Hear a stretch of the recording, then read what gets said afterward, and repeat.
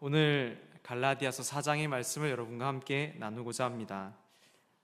갈라디아서를 이제 우리가 네 번째 지금 묵상을 하고 있는데, 갈라디아서에서 주는 어떤 교훈이 여러 가지가 있습니다만 그 중에 한 가지를 꼽아보자면 율법과 복음의 관계를 매우 구체적이고 선명하게 설명해 준다는 점에 있을 것입니다.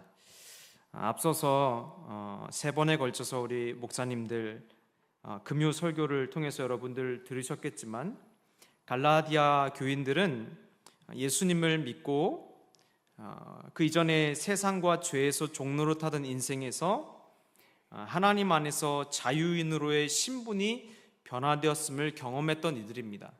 믿음으로 하나님의 자녀가 되었음을 경험했던 이들이죠. 그런데 그렇게 예수님을 만나고 예수님을 통해 예수님을 믿음으로 예수님 안에서 내가 신분의 변화, 종에서 자유인으로의 신분의 변화가 있었다는 것을 믿고 경험했지만, 여전히 우리는 사람이라서, 사람인지라 사람인 우리에게 우리 존재 안에 죄된 본성이 남아 있어서 그것이 예수님을 믿었던 그들을 다시 종의 자리로 내려가도록 역사하고 있었던 것을 바울이 발견하게 됩니다.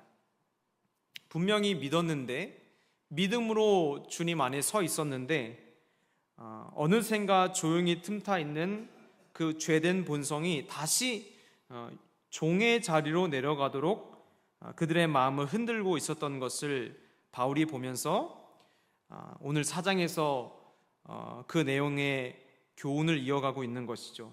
더 큰 문제는 무엇이냐면, 이들이 자유인의 신분의 변화를 경험하고 나서 다시 종의 자리로 스멀스멀 내려가고 있으면서도 이게 신앙의 퇴보인 것을 알지 못하고 무엇이라고 생각하냐면, 오히려 지금 더 깊은 신앙인의 자세로 나아가고 있다라고 오해하고 있다는 것에 더 큰 문제가 있죠. 무언가 진단이 내려지면 이것을 알아채야 되는데 반대로 이해하고 있는 거예요. 잘못된 길인데 바른 길로 오해하고 그들이 그 길로 내려가면서 바른 길로 가고 있다고 착각하면서 걸어가고 있는 것이죠. 이것에 대해서 사도 바울이 1절부터 3절까지 이렇게 이야기하죠. 내가 또 말하노니 유업을 이을 자가 모든 것의 주인이나 어렸을 동안에는 종과 다름이 없어서 그 아버지가 정한 때까지 후견인과 청지기 아래에 있나니, 이와 같이 우리도 어렸을 때에 이 세상의 초등학문 아래에서 종노릇하였다라는 말이죠. 이것은 이미 3장 후반절에 연결되어 있던 내용이고, 지난주에 우리 정성 목사님이 아주 자세하게 설명해 주신 것으로 제가 보았습니다. 바울의 이 비유가 무엇이냐면, 유업을 이을 자, 즉 주인의 자녀된 위, 당연히 유업을 이어가야 될 이 사람이 주인의 모든 것을 당연하게 누려야 될 사람이지만, 그가 어렸을 때에는 종과 다름이 없다. 그도 그럴 것이 아직 사리 분별이 명확하지 않고 세상의 모든 것들을 책임 있게 감당할 수 있는 성숙한 자리로 설 때까지는 그도 여전히 배우고 깨닫고 경험하고 성장해야 되기 때문이죠. 그래서 그 이전까지는 세상의 초등학문 아래서 종노릇하였다라고 이렇게 표현하죠. 바울이 이와 같은 상태가 바로 우리가 율법 아래에 있을 때의 상태와 같다라고 설명하고 있죠.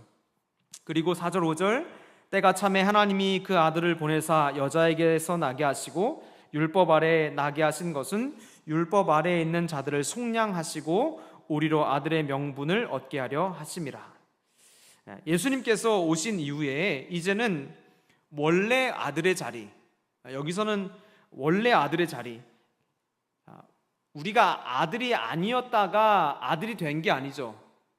지금 여기서 얘기하는 것은 우리가 원래 아들이었는데 원래 아들의 신분을 가졌지만 어린 시절 종 노릇의 자리에 있었다는 것, 자리에 있었을 뿐 원래는 우리는 아들이었다는 것이죠. 그러니까 원래의 자리로 예수님께서 오신 이후에 우리를 다시 이끌어내셨어요. 원래부터 아들이었던 우리가 성장할 동안에 잠시 종의 자리에서 배웠지만 이제 예수 그리스도 안에 있는 이들은 더 이상 종의 자리에 있을 이유도 필요도 없어졌다는 것을 바울이 깨닫게 해주고 있는 것이죠. 그런데 여기서 우리가 좀 기억해야 될 것은 율법이라는 이야기가 갈라디아에서 자주 등장하는데요. 오늘 본문 4장에 등장하는 율법은 그 이전에 3장까지 등장했던 율법이랑 조금 의미가 달라집니다. 무슨 말인가? 4장에서 말하는 율법은 단순히 유대교의 율법만을 의미하지 않는다는 거예요. 유대교의 율법을 포함한 사람의 율법적인 모든 것들을 다 포함한 율법을 의미합니다. 그 전까지는 유대교 안에서의 율법을 의미했다면 4장에서는 유대교의 율법뿐만 아니라 사람이 가지고 있는 어떤 율법적인 습성들 있죠. 이런 것까지 다 포함하는 거예요. 다시 말해서 여기서 말하는 율법은 하나님께 나아갈 방법을 자기 노력, 열심, 자기의 개발로 삼고 있었던 모든 것들을 통칭하는 의미에서의 율법입니다.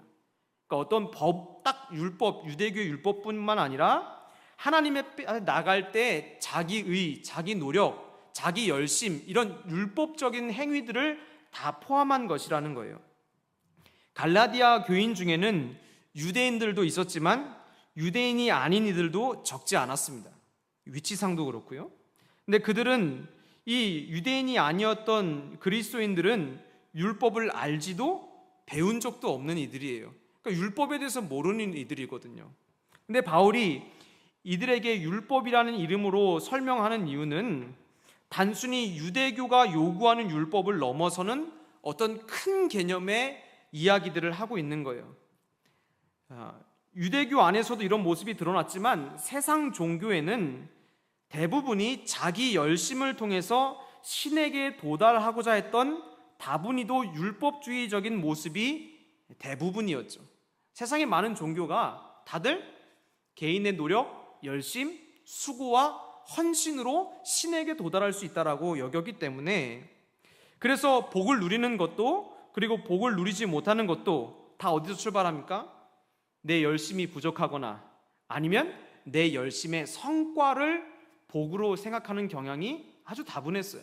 그러니까 이건 유대교 안에서 있었던 일뿐만 아니라 세상에 있었던 모든 종교들 안에 일어났던 기본적인 습성 같은 거예요.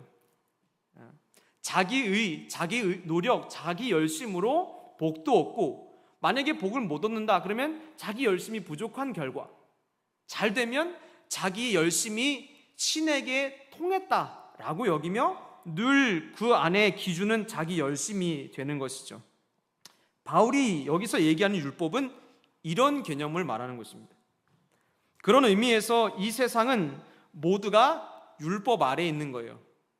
유대교만 율법 아래에 있는 게 아니라 세상의 모든 존재들이 다 율법 아래에 있다는 거예요. 왜 그러냐? 자기 열심, 자기 노력, 자기 힘으로 자꾸 도달하려고 하기 때문에 그렇습니다.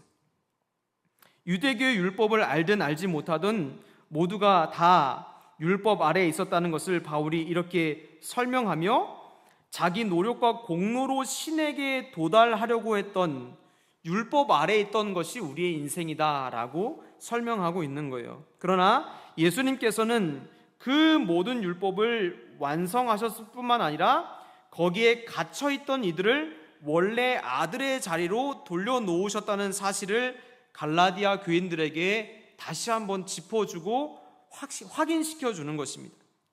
우리는 개인의 노력과 열심과 자기 의로 신에게 도달하는 것이 아니라 바로 예수 그리스도를 믿음으로 우리는 하나님 앞에 서 있다는 사실을 깨닫게 하려고 했던 것이죠.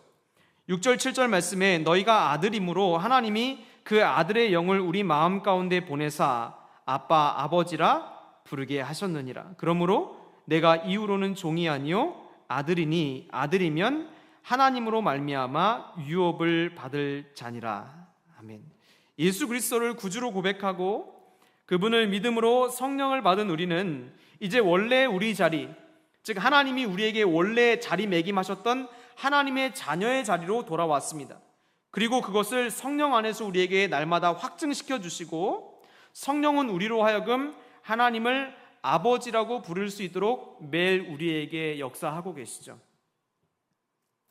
하나님은 세상을 지으신 그 처음부터 우리를 아들로 이미 삼으셨음을 다시 한번 믿음으로 수용하게 되시기를 예수님의 이름으로 축복합니다. 하나님이 이미 처음 세상을 지을 때부터 우리를 자녀로 자리매김해 놓으셨던 거예요. 하나님에게 우리는 처음부터 아들이었고 종 되었던 적이 없어요. 종의 자리에 잠시 지나갔을 뿐인 거지 우리의 신분 자체가 변화된 적은 없습니다.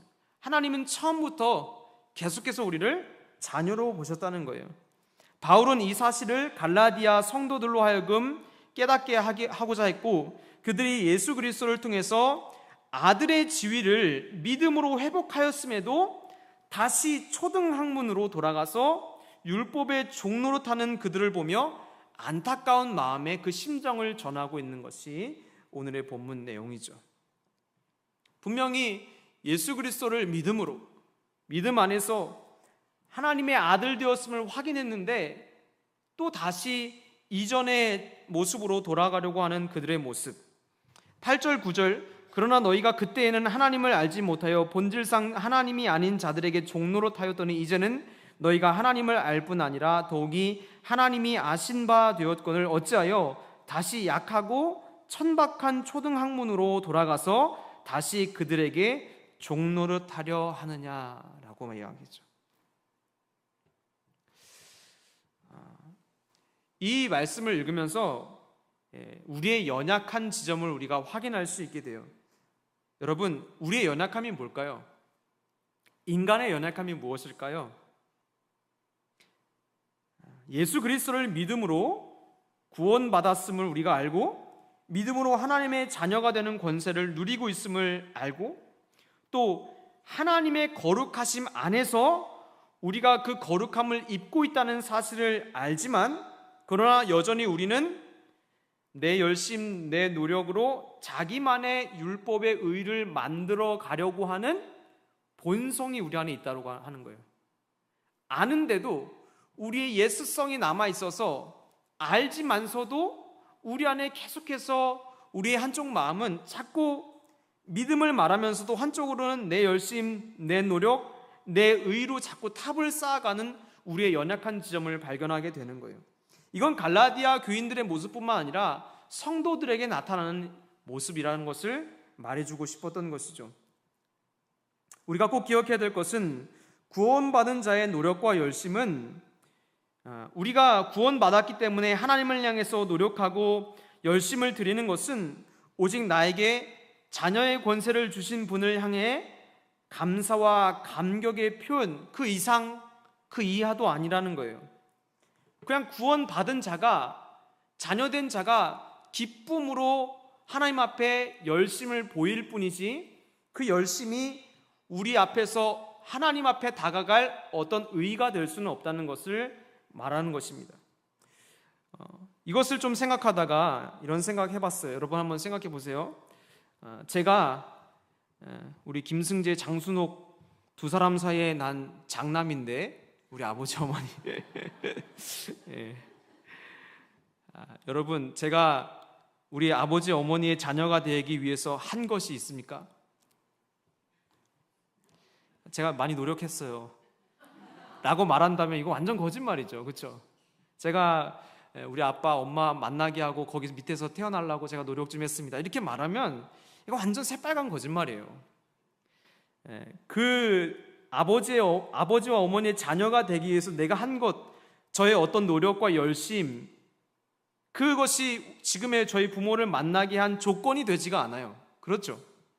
아무것도 없어요. 제가 우리 아버지와 어머니의 자녀가 되기 위해서 한 것은 아무것도 없어요. 그냥 태어나 보니까 있었던 것이죠. 거기에 나의 공로나 내 의가 있나요? 전혀 없습니다. 그러면 제가 지금 부모를 향해서 드리는 어떤 기쁨과 사랑의 헌신들은 무엇입니까? 내 자녀됨을 입증하기 위한 헌신들인가요? 아닙니다. 그저 자녀된 자가 마땅히 표현할 기쁨과 감격을 부모에게 보여드리는 것 뿐이에요. 그거 보여줬다고 자녀가 되고 그거 안 보여줬다고 자녀 안 되고 그런 건 아니죠. 그냥 내가 그 부모의 자녀의 사랑, 부모의 사랑을 이미 깊이 받은 자기 때문에 그냥 마땅히 그 부모에게 감격과 감사의 표현들을 보여드릴 뿐이에요. 그 자리 어디에도 내가 자녀됨을 요구하기 위한 나의 노력과 열심이 들어갈 공간은 이미 애초부터 없었던 거예요. 마치 이와 같습니다. 우리가 하나님의 자녀가 되기 위해서 한 것이 무엇입니까? 우리의 어떤 노력과 수고가 창조주를 나의 아버지가 되시도록 한 지점이 있어요? 없습니다. 이미 하나님이 태초에 우리가 나기도 전에 이미 그렇게 정해놨고, 그렇죠? 우리를 자녀 삼으시기로 이미 결심하셨어요. 거기에 우리가 노력하고 애쓰고 분투한 것은 조금도 들어갈 자리가 없습니다. 아무 자리도 없어요. 요한 1서 4장 10절에 사랑은 여기 있으니 우리가 하나님을 사랑한 것이 아니요 하나님이 우리를 사랑하사 우리 죄를 속하기 위하여 화목제물로 그 아들을 보내셨습니다. 하나님의 사랑만이 먼저 있었고 우리는 그것을, 그 사실을 믿음으로 수용할 뿐인 거예요. 그리고 우리의 삶에서 일어나는 예배와 헌신, 섬김은 그저 자녀가 된 자가 감사와 기쁨으로 하나님께 표현하는 것뿐입니다. 그것으로 자녀가 되고 안 되고에 문제를 주진 않고 전혀 영향을 미칠 수도 없는 거예요. 그러니 우리는 우리가 예수님을 믿고 우리가 올리는 예배, 헌신, 섬김의 부지 중에라도 내 의나 내 노력이 들어가지 않도록 주의해야 되는 거예요. 주의해야 되는 거예요. 율법적인 삶으로 종로하던 삶에서 벗어나 믿음으로 하나님의 자녀됨을 누리고 사는 성도들에게 이 삶을 유지하기 위해서 반드시 함께 가야 될 것이 있는데 그것이 무엇이냐면 바로 자녀된 자의 감격입니다. 자녀된 자의 감격, 기쁨이에요. 내가 정말로 부모님의 자녀가 된 것을 기뻐할 수 있는 이 감격이에요. 내가 우리 아버지와 어머니를 만나서 내가 너무 기뻐요. 내가 너무 고마워요. 내 아버지와 부모님이 되어주셔서 내가 너무 좋은 거예요. 그래서 그것을 누릴 수 있는 감격이 있어야 돼요. 하나님과 우리 사이도 마찬가지죠. 우리가 자녀된 자지만 우리가 자녀된 감격을 잃어버리면, 이 감격을 상실하면 우리는 바울이 얘기한 율법의 자리로 언제든지 내려갈 수 있는 존재라는 것을 이야기해 주는 거예요. 감격을 잃어버리면 그렇게 돼요. 말로는 믿음이라고 말하면서 입술로는 하나님이라고 말하면서 우리 안에 하나님을 아버지라고 부를 수 있는 감격, 창조주를 나의 하나님이라고 고백할 수 있는 기쁨이 없다면 우리는 갈라디아 교인들과 다르지 않은 모습으로 변질될 수 있다는 것을 우리에게 보여주는 것입니다. 사랑하는 개포교회 성도 여러분, 하나님 안에서 자녀됨의 감격을 날마다 누리게 되시기를 예수님의 이름으로 축복합니다. 그것이 우리를 율법적인 삶, 율법의 종로로 타는 삶에서 우리를 구출해내는 거예요. 감격이 우리를 율법적인 삶에서 구출해냅니다. 제가 좀 지난 경험이긴 하지만 한 번은 제가 말씀을 준비하고 있었는데 정확히는 기억이 안 나는데 그날따라 아마 말씀 준비가 굉장히 힘들었던 것 같아요. 그렇다고 뭐 평소에 편했다는 건 아니에요. 그날따라 힘들었다는 거지. 보통 힘든 게 아닙니다. 근데 이렇게 말씀을 제가 준비하고 있는데 그날따라 유독 좀 힘들어서 제가 좀 이렇게 한숨을 좀 쉬면서 하나님 앞에 마음을 드리고 있었는데 그때 주님이 저한테 이런 말씀을 해주셨어요. 야, 너는 말씀 준비에 대한 부담이 더 크냐? 아니면 말씀 준비하면서 말씀 속에서 나랑 만나는 기쁨이 더 크냐? 이렇게 물어보시는 거예요. 말씀 준비에 대한 부담이 더 크냐? 말씀을 준비하면서 말씀 전하기 이전에 말씀 속에서 나와 만나는 기쁨이 더 크냐? 말씀을 선포하기 위해서는 참 많은 심력을 소모합니다. 그리고 전할 뿐 아니라 바르게 올바르게 전해야 되는 부담이 있으니까 얼마나 더 그런 마음이 들겠어요. 그러다 보니 이 설교의 목적이 어느새 잘 전하는 것에 머물러 있다는 것을 그 순간 알게 되었어요. 물론 잘 전해야 되는데 사실 더 큰 목적 중에 하나는 설교를 준비할 때 하나님을 만나고 있다는 거예요. 말씀을 보면서 말씀 안에서 주님과 대면하고 소통하고 있으면서 그 기쁨을 내가 먼저 누리고 있는 거죠. 그런데 어느새 잘 전하는 것에 목적이 있다 생각하다 보니까 전하는 것만 신경 쓰고 말씀을 누리는 감격을 잃어버리고 있었던 거예요. 말씀을 먼저 읽고 말씀 속에서 하나님과 대화를 주고받으며 무슨 말씀을 하나님이 전하기를 원하시는지 소통하고 그것 가지고 기도하며 하나님과 이미 소통하는 기쁨이 그 안에 있는데 어느새 그 마음을 빼앗겼다는 것을 알게 됐어요. 그리고 그 마음을 빼앗기고 난 자리에 뭐가 들어섰을까요? 조금 더 잘 전하고 싶은 나의 열심, 나의 의가 그 자리를 대신하는 거예요. 그때 그 음성을 통해서 깨달은 것이 무엇이냐면 감격이 사라지면 보여주는 것만 남게 되겠구나 이거예요. 우리 안에 하나님을 믿는 감격이 사라지면 성도는 보여주는 것밖에 안 남습니다. 여러분 한번 자세히 보십시오. 여러분의 섬김, 여러분의 헌신, 감격이 있습니까? 아니면 보여주는 것만 남았습니까? 마치 성도님들의 섬김이 자기의 의를 드러내는 것이 아니라 자녀됨의 기쁨과 감격을 표현하는 자리이듯이 설교 역시 설교 이미 이전에 말씀을 묵상하고 하나님과 씨름하면서 오는 기쁨과 감격이 얼마나 소중하고 귀한 것인지를 그때 참 많이 깊이 배우게 되었어요. 담임 목사님이 안 계시는 요즘은 진짜 돌아서면 설교 준비하다 보니까 늘 머릿속에 말씀에 대한 부담, 말씀을 묵상하고 준비하는 것으로 진짜 가득합니다. 그래요, 제가. 그런데 그럴 때마다 제가 그때의 기억을 자꾸 떠올립니다. 전하는 자리보다 하나님과 말씀 안에서 만나는 자리가 더 기뻐야지. 근데 이것은 설교만 그렇지는 않아요. 모든 주의 일이 그런 것 같아요. 자녀된 우리가 주님 앞에 보여드리는 주의 일은 내 의, 내 자랑, 내 노력, 내 열심이 드러나는 자리가 아니라 그 일을 통해서 하나님을 깊게 만나고 그분과 대화하고 그분의 마음을 알고 그분과 함께 있다는 감격을 나타내는 자리에 불과한 거예요. 그게 우리가 하는 주의 일입니다. 주의 일은 어떤 멋진 일들을 드러내는 것이 아니라 그 자리로 나아가기까지의 과정 속에서 이미 이루어진 하나님과의 소통을 의미하는 거예요. 또 한 가지 예를 들면 찬양대로 섬기기 전에 그 찬양을 먼저 가사로 묵상하며 그 찬양을 먼저 내 안에서 주님께 올려드리며 그 안에서 만나는 주님, 그 감격이 있어야 우리가 드리는 찬양은 보여주는 것만 남지 않고 감격이 있는 찬양이 되는 거죠. 주의 일도 그러한 것이죠. 사랑하는 개포교회 성도 여러분, 주의 일에 봉사하고 헌신하며 너무너무 애쓰고 수고하십니다. 저는 우리 성도님들 섬김 볼 때마다 정말 많이 놀랍니다. 야, 어떻게 이런 섬김을. 그런데 늘 주의해야 됩니다.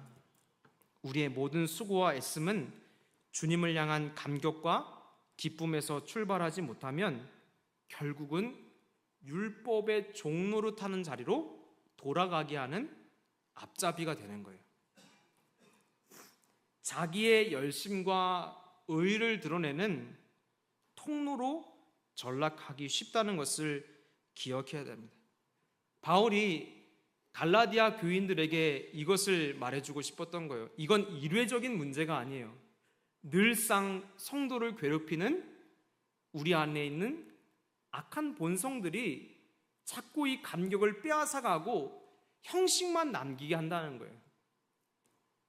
자꾸 하나님의 자녀된 감격을 잊게 하고 그저 형식만 남은 성도로 전락해버리게 한다는 거예요. 의무만 다하는 성도로 멈추게 한다는 것이죠. 제가 지난 수요일에 여러분에게 말씀 나누었듯이 우리는 일로 하나님 앞에 서는 사람들이 아닙니다. 오히려 하나님이 홀로 일하시는 것이 더 완성도 있고 아름다울 것입니다. 그러니 우리는 주의 일을 감당할 때 주님의 일은 늘 하나님을 만나는 자리가 전제되어야 한다는 것을 기억해야 될 줄로 믿습니다. 그렇게 될 때 정말로 저는 성도님들의 헌신과 애씀이 하나님 보시기에 아름답게 빛날 거라고 믿습니다. 에베소서 2장 8절에서 9절 말씀, 너희는 그 은혜로 인하여 믿음으로 말미암아 구원을 받았으니 이것은 너희에게서 난 것이 아니요 하나님의 선물이라. 행위에서 난 것이 아니니 이는 누구든지 자랑하지 못하게 함이라. 우리의 모든 봉사와 섬김은 내 열심을 드러내는 자리가 아니라 날 자녀 삼아 주시고 아들의 유업을 누리게 하시는 하나님을 자랑하는 자리, 그 하나님을 만나는 자리라는 것을 늘 기억하게 되시기를 예수님의 이름으로 축복합니다. 이제 사도 바울은 갈라디아 교인들이 이 믿음의 터에서 미끄러지지 않도록 하기 위해서 또 다시 한번 비유를 들어 설명합니다. 그것이 22절부터 28절까지의 내용입니다. 기록된 바 아브라함에게 두 아들이 있으니 하나는 여종에게서 하나는 자유 있는 여자에게서 났다 하였으며 여종에게서는 육체를 따라 났고 자유 있는 여자에게서는 약속으로 말미암았느니라. 이것은 비유니 이 여자들은 두 언약이라. 하나는 시내 산으로부터 종을 낳은 자니 곧 하갈이라. 이 하갈은 아라비아에 있는 시내 산으로서 지금 있는 예루살렘과 같은 곳이니 그가 그 자녀들과 더불어 종노릇하고 오직 위에 있는 예루살렘은 곧 자유자니 곧 우리 어머니라. 기록된 바 잉태하지 못한 자여 즐거워하라. 산고를 모르는 자여 소리질러 외치라. 이는 홀로 사는 자의 자녀가 남편 있는 자의 자녀보다 많음이라 하였으니 형제들아 너희는 이삭과 같이 약속의 자녀라. 내용이 좀 길고 어수선한 내용들이 좀 들어가 있지만 결국은 축약하면 무엇이냐면 우리는 이삭과 같은 약속의 자녀라는 거예요. 약속의 자녀. 여기서 우리가 확인한 것은 믿음은 약속과 같이 갑니다. 약속은 믿음은 약속과 같이 가는데 믿음은 약속에 대한 신뢰의 반응이죠. 우리는 믿음을 무조건 믿는 것, 어떤 무턱대고 믿는 것을 말하지는 않습니다. 오늘 새벽에 나누었던 엘리사의 이야기 속에서 보리떡 20개와 핵곡식 한 자루로 100명이 먹고 남는 역사가 기록되어 있다는 것을 여러분과 나누었는데 엘리사는 하나님께서 전능하시니까 내가 원하는 것을 이루어 주실 거라고 무턱대고 믿었던 게 아니에요. 엘리사의 믿음의 출처는 어디 있습니까? 하나님이 내게 약속하셨다는 거예요. 뭐라고 약속하셨냐면 열왕기하 4장 43절 44절 그 사환이 이르되 내가 어찌 이것을 100명에게 주겠나이까 하나 엘리사는 또 이르되 무리에게 주어 먹게 하라. 여호와의 말씀이 그들이 먹고 남으리라 하셨느니라. 그가 그들 앞에 주었더니 여호와께서 말씀하신 대로 먹고 남았더라. 엘리야가 무턱대고 그냥 하나님이 하실 거라고, 하나님 전능하신 분이니까 먹이실 거야, 이렇게 무턱대고 믿음을 발휘한 게 아니에요. 반드시 그 믿음을 발휘하기 전에는 약속이 있어요.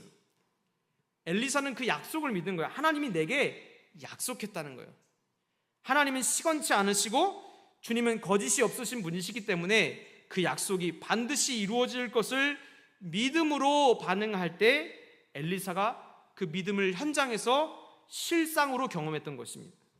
이삭은 아브라함과 사라에게 약속된 약속의 자녀였어요. 히브리서 11장 11절에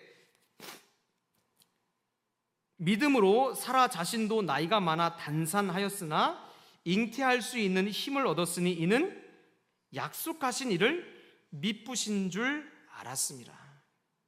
사라가 뭘 알았다고 하죠? 약속하신 이가 미쁘시다는 것을 알았다. 이 미쁘다는 게 뭡니까? 믿을만하다. 충분히 믿을만하다라는 것을 이야기하죠. 다시 말하면 이삭을 얻는 것에 오직 하나님의 약속과 약속에 대한 믿음만이 존재했다라는 것을 이야기해 주는 겁니다. 그러므로 약속의 자녀라는 것에 담긴 의미는 내 노력과 내 열심이 아니라 하나님의 노력과 하나님의 열심이 그 약속을 완성하셨고 나는 믿음으로 그 역사에 동참할 수 있었다라는 고백을 보여주고 있는 것이 바로 약속의 자녀에 담긴 의미입니다. 이와 같이 우리가 약속의 자녀라는 선언은 우리 역시 하나님의 약속의 결과물이라는 거예요. 하나님이 우리한테 이미 약속한 그 약속의 결과물인 거예요. 내가 뭐 더하고 잘하고 못하고 해서 자녀가 되고 안 되고가 아니라 하나님이 이미 우리랑 상의도 안 하고 약속을 이미 하셨어요. 상의도 안 하고 이미 약속하셨지만 하나님은 그 약속을 이루시는 분이시기 때문에 우리는 하나님의 약속의 결과물이고 그 약속의 결과물을 우리가 뭘로 경험합니까? 믿음으로 경험한다는 거예요. 이미 이루어진 것을 믿음으로 경험한다는 거예요. 우리가 하나님의 자녀된 것에는 그래서 약속이 있었고 그 약속을 이루시는 하나님을 향한 요구가 우리에게 믿음의 요구가 우리 안에 있을 뿐이죠. 그리고 그 약속은 하나님의 열심과 하나님의 일하심으로만 완성되고 우리는 그 안에 믿음의 시야로 함께 누릴 뿐이라는 것을 말해주고 있는 것입니다. 제가 오늘 설교 제목을 당신은 약속의 자녀입니다 라고 정했어요. 우리가 하나님의 약속의 자녀라는 것을 잘 알지만 여러분 한번 스스로에게 질문해 보시겠어요? 내가 약속의 자녀라는 것에 대한 감격이 있으신가요?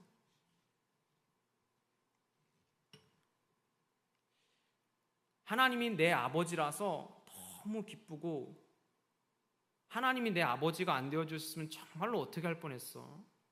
이런 감격이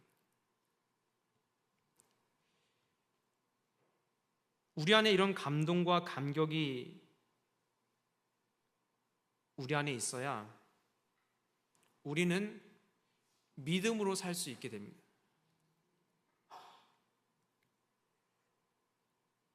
우리 안에 죄된 본성은 믿음으로 바라보지만 늘 그 반대편에서 율법의 자리로 돌아가도록 우리를 땡기죠. 거기에 네 공로도 있지, 너 헌신도 있지, 너가 얼마나 수고했는데, 주의를 위해서 애쓴 것이 얼만데. 그런데 감격이 사라지면 보여주는 것만 남습니다. 다시 말하면 이 땅에서는 보여지는 것이 남지만 하늘에서는 아무것도 안 남습니다. 이 땅에서는 보여주는 건 사람들이 보여지는 걸 보니까 보여지는 게 남죠. 근데 하늘의 하나님은 겉모습에 속지 않으시잖아요. 그 안에 중심을 보시고 감격을 보시는데 우리는 감격을 잃고 그저 보여주는 것만 남게 살아가다 보니 어느새 그게 삶이 되었고 나중에 하나님 얼굴을 뵐 때는 우리 안에 아무것도 없는 존재가 되는 거예요. 열심히 믿었지만 다 모조리 내 의가 되었기 때문입니다. 말씀을 정리하겠습니다. 사랑하는 개복의 성도 여러분, 우리가 약속의 자녀임을 믿음 안에서 날마다 확증하시고 또 누리고 그 감격을 하나님과 공유하게 되시기를 예수님의 이름으로 축복합니다. 반드시 기억해야 됩니다. 이건 바울이 강조하고 또 강조했던 거예요. 일회성의 일이 아니에요. 이것은 우리가 사는 날 동안에 계속 우리에게 닥치는 유혹입니다. 늘 우리의 열심과 노력이 그 한켠의 자리를 차지하려고 또아리 틀고 있어요. 사단의 역사는 늘 거기에 너의 공로와 열심을 넣으라고 이야기합니다. 그러나 어떠한 경우에도 우리에게 누리게 하시는 이 자녀됨의 은혜는 내 노력과 열심이 들어갈 자리조차 없습니다. 오직 하나님의 열심과 하나님의 약속 안에서 우리가 누리고 있을 뿐이죠. 바울이 29절에 이렇게 마지막으로 이야기합니다. 그러나 그때 육체를 따라 난 자가 성령을 따라 난 자를 박해하는 것 같이 이제도 그러하도다. 약속의 자는 이스마엘이 많이 괴롭혔잖아요. 성경에 보면 이것을 비유로 드는 것은 그때도 그런 것처럼 지금도 약속의 자녀들을 율법 안에 있는 애들이 자꾸 자기들이 더 성숙하고 좋은 길인 것처럼 유혹하고 무너뜨리려고 한다는 거예요. 이것이 바울이 염려했던 거예요. 그러나 우리를 약속의 자녀의 자리를 떠나 율법의 종노릇하게 하려는 이 역사는 지난 시대들 속에서도 항상 있었고 바울의 시대에도 있었고 저와 여러분의 삶에서도 여전히 진행 중이라는 사실을 잊지 마시기를 바랍니다. 자녀의 권세를 누리게 하는 감격을 빼앗고 구원의 기쁨을 상실하게 해서 성령으로 시작했다가 육체로 마치는 인생이 한둘이 아니라는 것을 성경이 증언하고 있죠. 하나님의 말씀, 약속의 말씀을 믿음으로 누리는 것 이상의 더 나은 복음이 없다는 것을 늘 우리의 마음속에 각인시켜야 되는 거예요. 늘 성령 안에서 하나님께서 우리의 아버지 되심에 대한 감격을 잃지 않게 되시기를 간구하고 기도하시기 되시기를 바랍니다. 우리의 섬김과 헌신이 감격과 기쁨을 잃을 때 맛있는 소금이 되는 거예요. 맛을 잃으면 땅에 버려져서 밟히는 거죠. 내 안에 구원의 기쁨과 날마다 하나님의 자녀됨에 대한 감격, 날마다 말씀하시고 인도하시고 약속의 말씀을 믿음으로 소유하게 하시는 그 은혜에 반응하며 하나님이 주신 참 자유를 빼앗기지 않는 저와 여러분이 되시기를 예수님의 이름으로 축복합니다. 우리가 찬양하고 이제 기도할 텐데 저는 여러분들 자신을 위해서 주님, 내가 감격을 빼앗기지 않게 도와주십시오. 기억하십시오. 감격을 빼앗기면 다 잃어버리는 것과 같은 거예요. 형식만 남습니다. 겉모습만 남아버려요. 주님, 내가 하나님 앞에 설 때 남는 것이 있어야 되지 않겠습니까? 감격을 가지고 주님 앞에 만나게 되시기를 바랍니다. 하나님, 감격을 잃지 않게 하시고 주님 만나는 날까지 날마다 삶 속에서 이 감격 누리게 도와주십시오. 그리고 또 믿음의 공동체를 위해서 함께 기도했으면 좋겠어요. 우리 모두가 율법의 종노릇하는 헌신과 섬김이 아니라 주님이 주시는 감격을 나타내는 섬김과 나눔이 가득한 개포교회 되게 역사하여 주옵소서. 이렇게 기도하며 주님 앞에 나아가게 되시기를 바랍니다. 우리 함께 찬양하고 기도하기를 원합니다.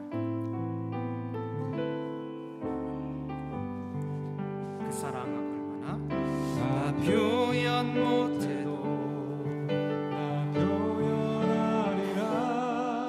다 고백 못해도 나 고백하리라. 다 할 수 없어도 나 알아가리라.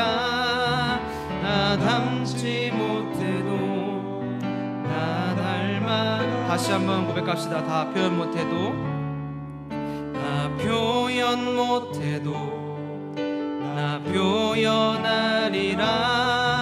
나 고백 못해도 나 고백하리라. 다 알 수 없어도 다 알아가리라. 다 닮지 못해도 나 닮아가리라. 그 사랑 얼마나 아름다운지, 그 사랑 얼마나 날 구역해 하는지, 그 사랑 얼마나 크고 놀라운지를, 그 사랑 얼마나 나를 감격하게. 다시 다시 한번 고백할까요? 그 사랑 얼마나 아름다운지, 그 사랑 얼마나 아름다운지, 그 사랑 얼마나 날 부욕해 하는지, 그 사랑 얼마나 크고 놀라운지를, 그 사랑 얼마나 나를 감격하게 하는지. 사랑의 주님, 오늘도 이 저녁에 하나님 말씀 안에 감격을 누리고자 예배 자리에 나온 주의 종들, 이 시간 주님 앞에 말씀 붙들고 기도합니다. 주님, 간절히 바라고 오나옵기는 우리 안에 하나님의 자녀된 감격을 날마다 누리고 경험할 수 있도록, 빼앗기지 아니하도록 우리의 마음을 지켜주옵소서. 말로만 믿음이 아니고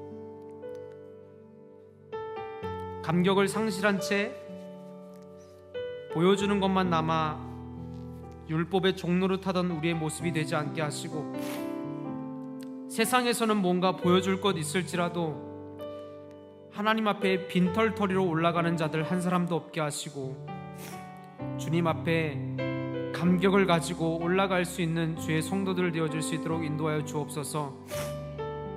하나님이 나의 아버지가 되어주셔서 얼마나 감사한지, 하나님이 나의 주인 되어주셔서 얼마나 감사한지, 하나님이 나를 자녀 삼아주셔서 얼마나 감사한지,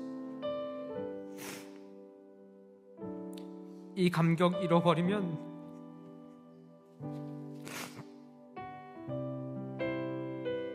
다 잃어버린 것으로 알게 하시고, 바울의 준엄한 견고처럼 늘 우리를 향해서 성령으로 시작했다가 육체로 마치게 하는 유혹이 늘상 우리에게 가득할 터인데, 불쑥불쑥 내 의와 내 노력과 내 열심을 자랑하고 싶을 그때마다 아무 공로 없이 우리를 자녀 삼아주시고 우리를 기뻐하시는 하나님을 떠올리게 하시고, 그 안에서 세상이 줄 수 없는 감격과 기쁨을 소유하며 우리의 헌신이 쭉정이만 남은 헌신이 아니라 하나님이 받으시는 중심의 헌신으로 주님 앞에 알려지게 하시고, 내가 하나님의 약속의 자녀인 것이 날마다 감격으로 고백되어지는 믿음의 성도들 되게 역사하시고 인도하여 주옵소서. 우리 개복의 모든 성도들이 그렇게 주님 앞에 만날 때까지 이 감격을 잃지 않게 하시고, 이 감격으로 하나님 앞에 기쁨으로 섬기는 날마다의 순간이 되게 하실 줄을 믿고 감사드리며 예수님의 이름으로 기도드립니다. 우리 주의 이름 한번 외치시고 주님 앞에 기도하다가 돌아가시기 바랍니다. 기도합니다. 주여